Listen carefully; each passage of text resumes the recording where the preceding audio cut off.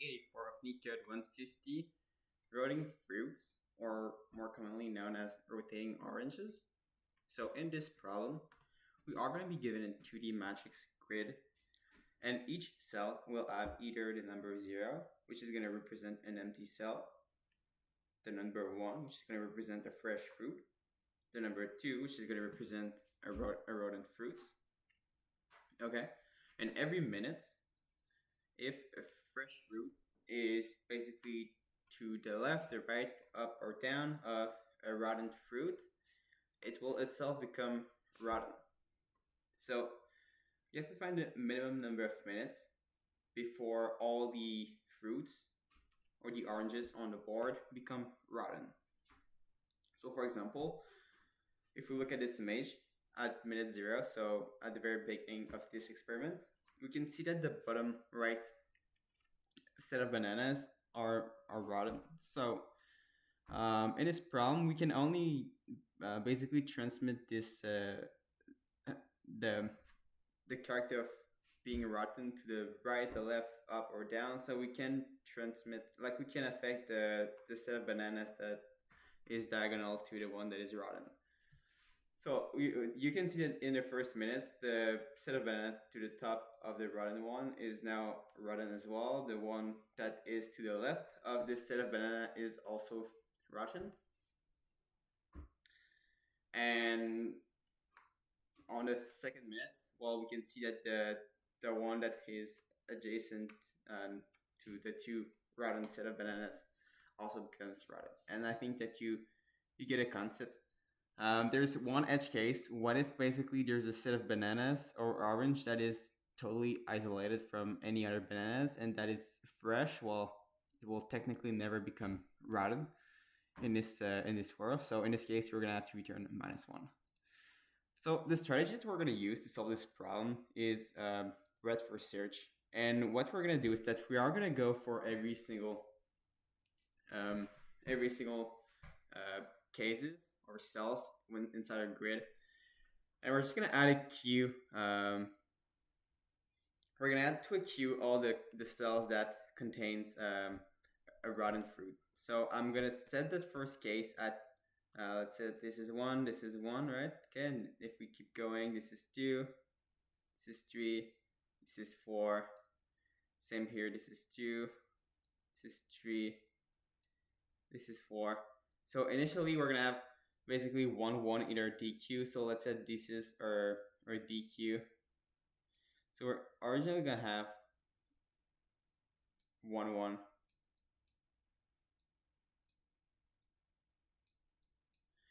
And we're also gonna have 4 3.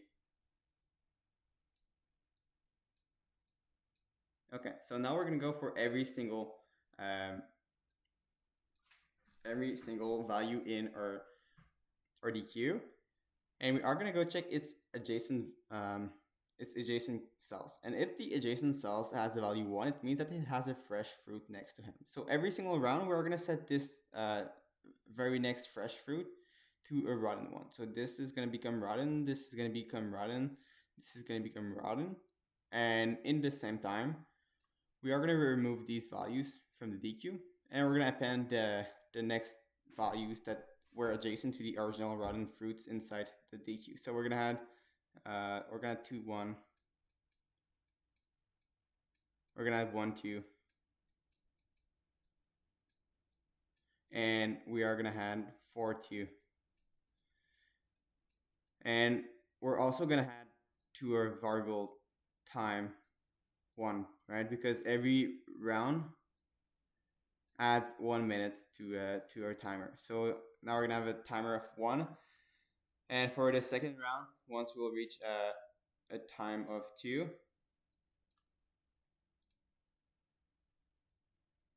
well, we're gonna pop every single values from the DQ again. So we're gonna take this, and now we're gonna go see all the adjacent cells to the 2 1. Right, so we're gonna see that we have one cell here, which is 3 1, and we're gonna add 3 1 to the DQ, and we're gonna basically do abstraction of that previous case, and we're gonna take that case 1 2,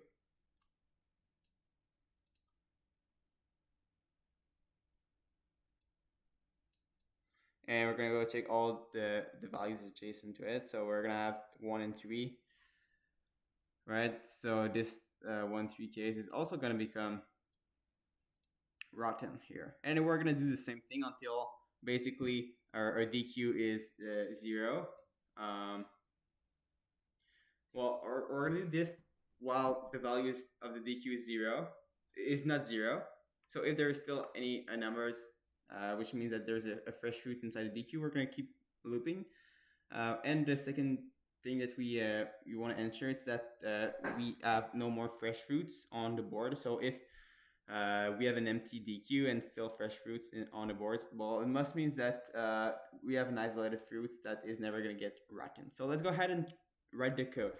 So first of all, what I'm going to do is I'm going to create the DQ. So I will say Q is equal to DQ, which is in the library collections. So we're going to do this, and we want to keep track of how many fresh fruits we have and the time that we have. So I will say fresh time, and we'll set both to 0. Okay, great. Next step is basically to go over the board, add to the DQ all the current rotten fruits, and make sure that we know how many fresh fruits we have. So we're going to say for C, so we're going to go for every single row. So we're going to go for C in, and actually let me just write down row and calls. So row and call are going to be basically respectively equal to the length of the grid which we're given, and the calls is going to be equal to the length of a grid at any index. So let's pick this one.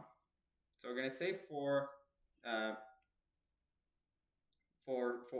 so for every row, so for R in the range of row,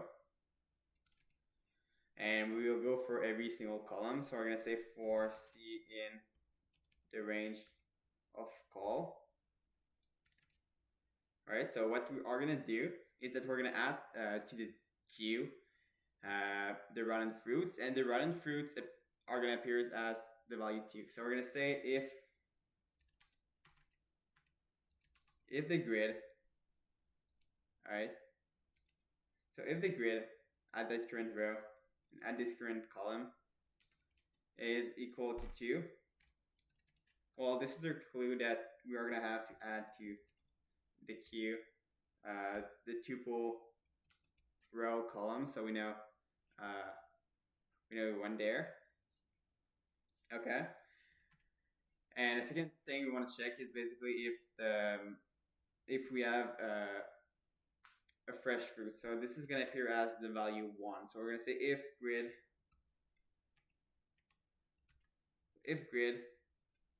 at this row and at this column is equal to 1, well, we're going to add 1 to fresh. So fresh is going to be incremented by 1. Okay, so with that being said, we are ready to start. So first thing that we want to do is basically create a while loop, and we're going to say while the queue, or basically while there is some fresh fruits and there is a queue. So while fresh is greater than 0. Oh, excuse me.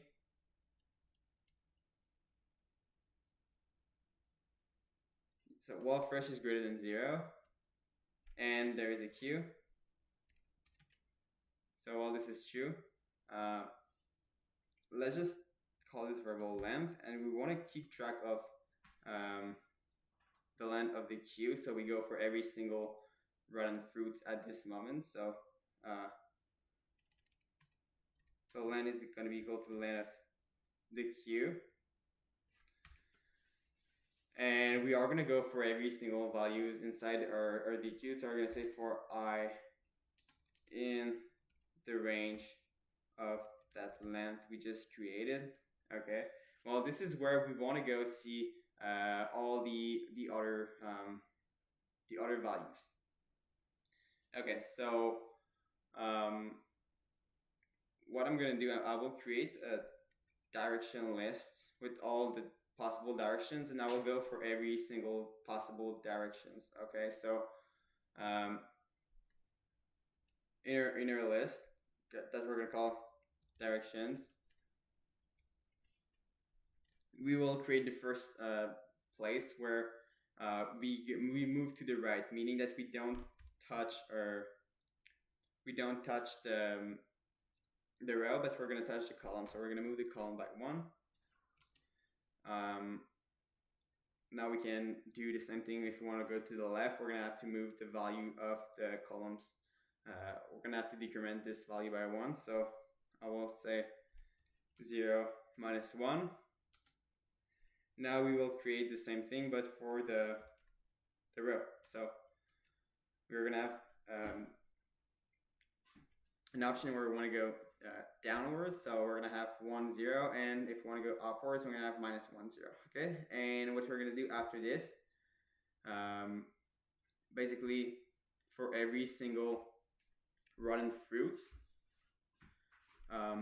we are first gonna pop its value. So we're gonna take its row and its column, and this is gonna be found with our q dot pop left. So we're gonna pop the first value that got in the queue, and now we're gonna say for basically for the change in row and the change in column inside of direction. So we're gonna say for dr dc and direction.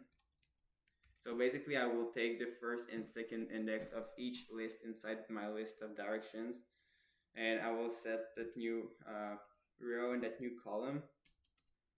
And now I'm using 2 times the same variable. So let me just change it here quickly. I will just add an S for the more general one. So this should work just fine. Okay, so now we're gonna modify the row. So initially, this first round of that for loop is gonna go take this list. So we're gonna have basically a 0 and a 1. So the dr is basically the change of the row, which is 0. So we're not gonna change the row. And the dc is gonna be 1. Okay, so we're gonna change the column by 1. So we're gonna set that new row to r plus dr, and we're gonna set that new column to be c plus dc. Sounds great. So now we're gonna go inside this for loop, and we will do every single directions. And for each directions, first thing we want to do is to check if we have basically a value that is equal to 1. So what we're gonna say is if, and inside our if statement, first we want to check if we are still in bound. So it is possible that we have, let's say, a corner value. In this corner value, well, technically our for loop is gonna go see even the values that are like outside of the grid. So we want to ensure that we're not going outside of the grid. So we're gonna just say if the row is in the range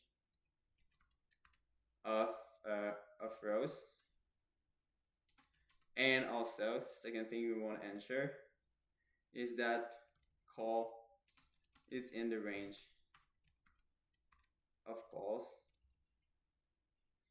And lastly is that we want to make sure that actually that value at this case is a fresh fruit. If it is not a fresh fruit, or if it is a rotten fruit, well, we don't necessarily want to act upon it. So we're just gonna say that if the grid, so if grid add this row and add this column, and